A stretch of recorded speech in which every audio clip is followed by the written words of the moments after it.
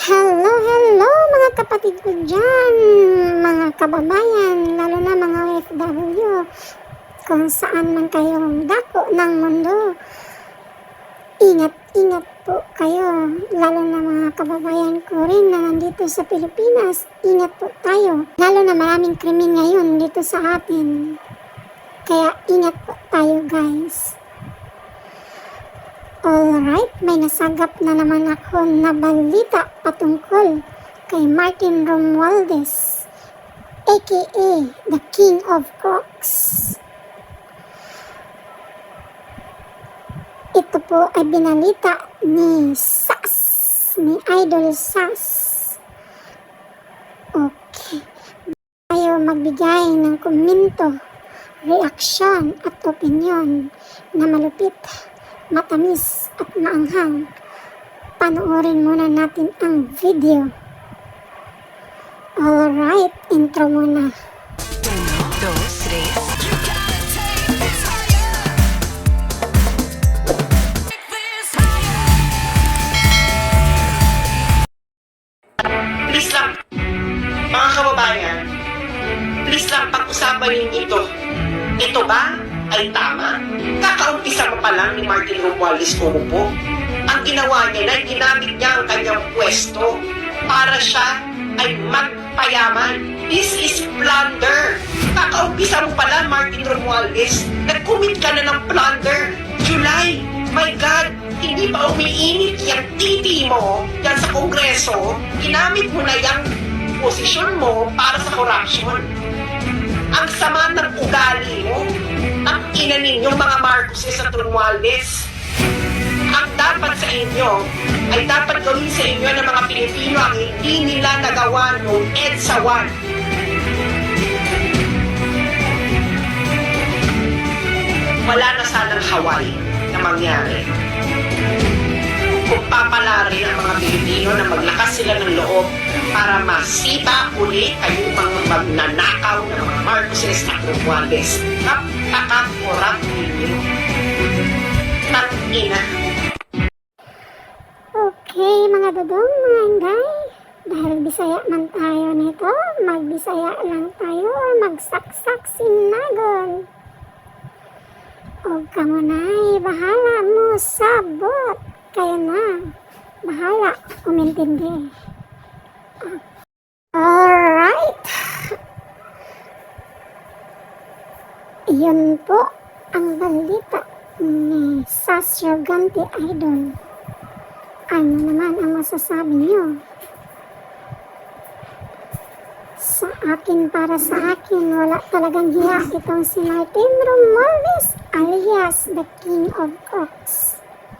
Ikaw, Martin Romualdez, kakaupo mo pa lang, bakit ka naging buhaya agad na hindi man lang namin alam?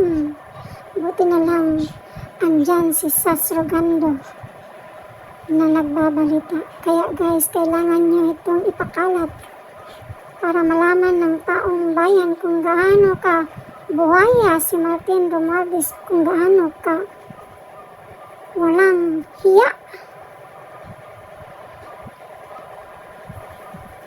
Yun ba? Yun ba ang sabi mo na accountability? Ang kapal mo naman magsabi ng ganyan.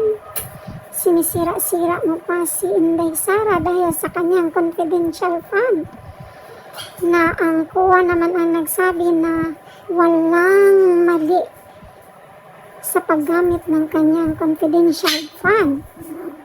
Ngayon, ikaw naman pala ang naging buhaya. Ang kapal mo naman, kabago-bago mo palang umupo dyan sa Kongreso, pero ang ginawa mo, mayroon ng bribery agad. Grabe ka talaga kayo na nga.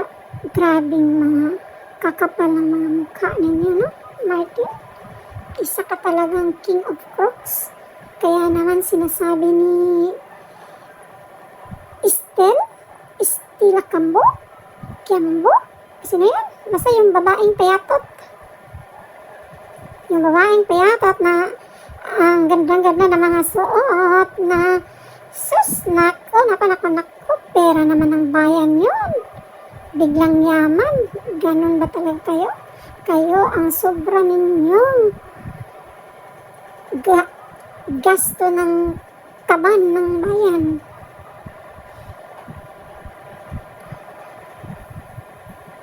Kami, grabing hirap namin para makabayad lang ng tax. Mga walang hiya, mga walang puso. Bagay kayo, ipadala doon sa purgatorio. Ipadampot kayo ni Satan. Mga walang hiya kayo.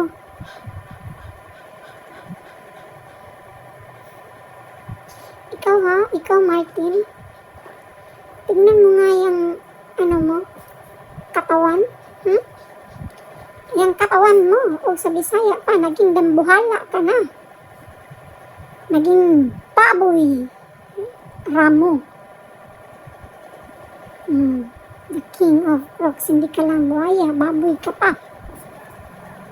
Yung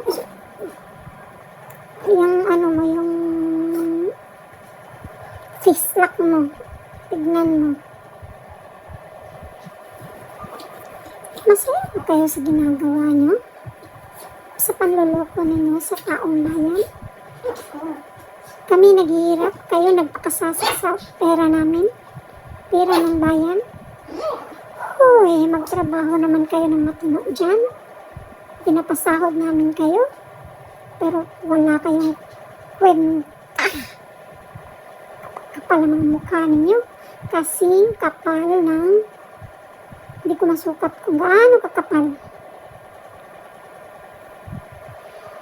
Sana man lang may konsensya pa kayo. Sana man lang may konsensya pa kayo dyan sa puso ninyo.